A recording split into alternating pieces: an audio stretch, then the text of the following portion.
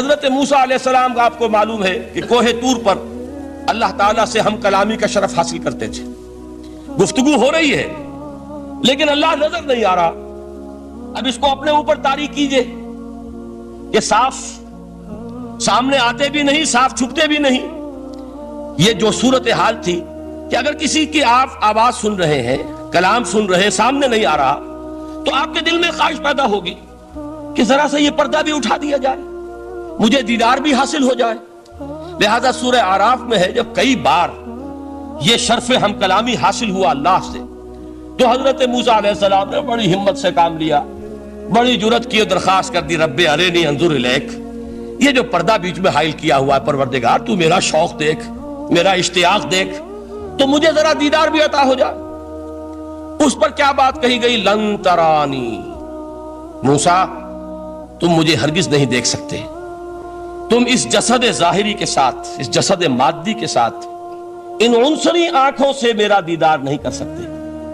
ولیکن انظر الی الجبل، دیکھو ہم تمہیں ایک مثال دیے دیتے ہیں، ذرا اس پہاڑ کی طرف دیکھو، ہم اپنی ایک تجلی اس پر ڈالیں گے. فَإِنِ اسْتَقَرَّ مَكَانَهُ فَسَوْفَ تَرَانِي، اگر وہ پہاڑ ہماری تجلی کو جھیل جائے، تحمل کر لے، تو تم بھی سوچنا کہ شاید ہمیں دیکھ سکو. اس کے بعد ہوا کیا؟ فَلَمَّا تَجَلَّى رَبُّهُ لِلْجَبَلِ جَعَلَهُ دَكًّا وَخَرَّ مُوسَىٰ صَعِقًا. جب اللہ تعالیٰ نے پہاڑ پر اپنی ایک تجلی ڈالی تو وہ پہاڑ جو ہے پھٹ گیا. اور موسیٰ، اب دیکھیے براہ راست تجلی موسیٰ پر نہیں ہے، یہ انڈائریکٹ مشاہدہ ہے تجلی ربانی کا کہ جو پہاڑ پر ہوئی ہے، اور پہاڑ کی جو کیفیت ہوئی ہے اس کے مشاہدے سے حضرت موسیٰ بے ہوش ہو کر گر گئے. وَصَعِقَ مُوسَىٰ خَرَّ مُوسَىٰ صَعِقًا. یہ ہے وہ مثال جو یہاں دی ہے قرآن کے لیے. لَوْ أَنزَلْنَا هَذَا الْقُرْآنَ عَلَىٰ جَبَلٍ لَرَأَيْتَهُ خَاشِعًا مُتَصَدِّعًا مِنْ خَشْيَةِ اللَّهِ. نتیجہ کیا نکلا؟ انفر کیجئے، استدلال، استنتاج.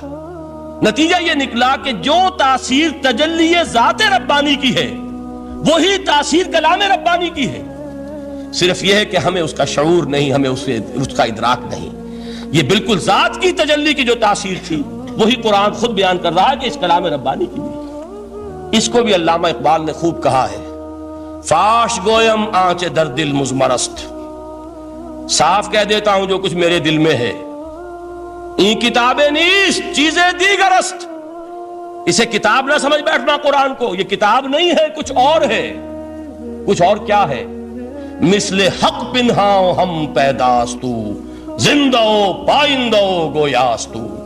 یہ تو جیسے اللہ تعالیٰ کی ذات ہے، مثل حق، ذات حق سبحانہ ہوا تعالیٰ کی طرح یہ زندہ ہے، پائندہ ہے. مثل حق، پائندہ گویاستو، یہ جو ہے زندہ ہے، یہ متکلم ہے، کلام نہیں ہے.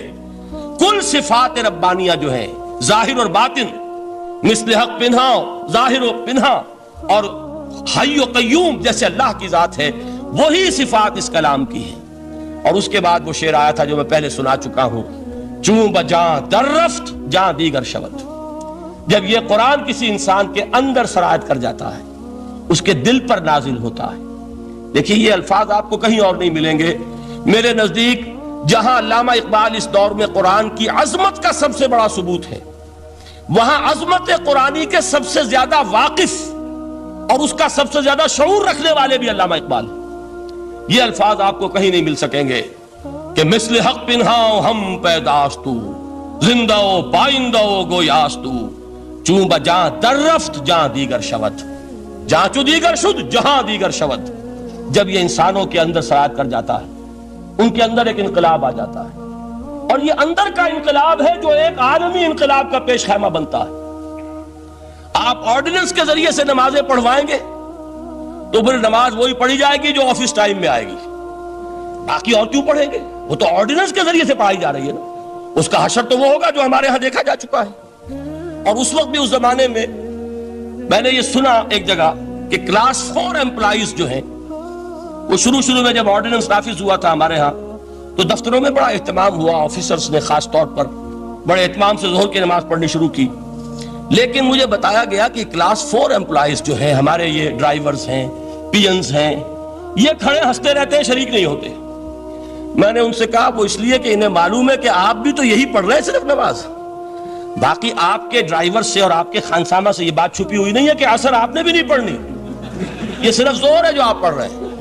تو یہ اصل میں اندر کا انقلاب جب تک نہ آئے، باہر کا ٹھوسا ہوا انقلاب وہ تو جب پریشر ہٹ جائے گا تبدیلی ختم ہو جائے گا۔ چوں بجاں در رفت جاں دیگر شود، اندر انقلاب آئے، جب اندر تبدیلی ہو جائے گی اب انسان کا پورا وجود بدلے گا، پھر اس کے اندر سے تبدیلی جو ہے وہ ابھرے گی، اسے کسی خارجی دباؤ کی ضرورت نہیں ہوگی۔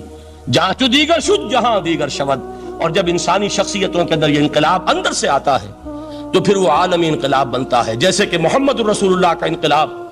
واقعہ یہ ہے کہ اگر جوش کانسپیریسی، عبداللہ ابن سبا کی سازش اگر کامیاب نہ ہو گئی ہوتی اور مسلمانوں کے اندر آپس کا اختلاف اور سرپھٹول نہ ہو جاتا، جو حضرت عثمان کی شہادت، پھر حضرت علی کی شہادت رضی اللہ تعالی عنہما، اور حضرت علی کی دوران خلافت یہ آپس کے جو جنگیں ہوئی، جنگ جمل، جنگ صفین، جنگ نہروان، اگر یہ نہ ہوئی ہوتی تو جس سپیڈ کے ساتھ اور رفتار کے ساتھ انقلاب محمدی کی توسیع ہو رہی تھی علی صاحب الصلاۃ والسلام، کوئی طاقت دنیا میں نہیں تھی۔ اقبال نے اس کا بھی نقشہ کھینچا ہے کہ تھمتا نہ تھا کسی سے سیل رواں ہمارا، وہ سیل رواں تھا، کوئی روکنے والا نہیں تھا۔ انٹرنل سیبوٹاج وہ ہے کہ جس نے اس انقلاب کا راستہ روکا ہے۔ تو واقعہ یہ ہے کہ وہ اندرونی انقلاب حضور نے برپا کیا قرآن کے ذریعے صحابہ میں، اندر سے جو انقلاب تھا اس نے عرب میں ایک انقلاب کی شکل اختیار کی، اور یہ انقلاب جو ہے اتنی اپنے اندر قوت رکھتا تھا، اتنی پوٹینشیلٹی تھی اس کی کہ وہ 20 برس کے اندر کہاں آکسس دریائے جیہوں، کہاں اٹلانٹک، تصور تو کیے، تاریخ میں اس سے پہلے اتنی بڑی کوئی مملکت قائم ہوئی نہیں، کہاں یمن اور کہاں ایشیا کوچک، ایشیا مائنر ٹرکی، یہاں سے وہاں اور وہاں سے یہاں، اتنی عظیم مملکت حضرت عثمان رضی اللہ تعالیٰ عنہ کے خلافت میں ہو چکی تھی۔ یہ بات اگر یہ چلتا معاملہ آگے تو کوئی قوت اب نہیں رہی تھی، سلطنت روما ختم ہو چکی تھی، سلطنت کسرا ختم ہو چکی تھی، پرختے اڑ گئے تھے، اب کون سی طاقت رہ گئی تھی جو سیلاب کا راستہ روکتی؟ یہ وہ یہودی سازش ہے جس نے اندر سے سیبوٹاج کیا۔ بہرحال یہ ہے انقلاب محمدی کا طریقہ، اندر سے تبدیلی۔ اسی کو علامہ اقبال نے کہا ہے، تیرے ضمیر پہ جب تک نہ ہو نزول کتاب، گرہ کشا ہے نہ راضی نہ صاحب کشاف۔ یہ قرآن اب بھی تم ایسے محسوس کرو کہ جیسے تمہارے دل پر نازل ہو رہا ہے۔ اور مجھے یاد آیا امام ابن قیم رحمت اللہ علیہ، ان کا ایک بڑا پیارا جملہ ہے، وہ کہتے ہیں قرآن کے بعض پڑھنے والے ایسے ہیں کہ جب وہ قرآن کو پڑھتے ہیں تو یوں محسوس کرتے ہیں کہ قرآن مصحف میں لکھا ہوا نہیں ہے، ان کے اپنے دل کے اوپر کندہ ہے، دل کے اوپر سے پڑھ رہے ہیں، یعنی اتنی کامل مطابقت وہ محسوس کرتے ہیں، اپنی فطرت، ہیومن نیچر اور قرآن کے اندر اتنی مطابقت ہے، اس طرح وہ ٹیلی کرتے ہیں ایک دوسرے کے ساتھ کہ محسوس ہوتا ہے کہ وہ کتاب ان صفحات میں لکھی ہوئی نہیں ہے بلکہ لوح قلب پر لکھی ہوئی ہے کہ جہاں سے وہ انسان اسے پڑھ رہا ہے۔ تو پہلی بات تو قرآن مجید کی اس آیت کے حوالے سے اس پہلو سے ہمارے سامنے آئی کہ جو تاثیر ہے ذات ربانی کی تجلی کی، وہی تاثیر ہے اس قرآن مجید کی، بشرطے کہ ہمارے دل جو ہیں وہ کچھ اپنے اندر اس استعداد اور صلاحیت کو پیدا کر لیں۔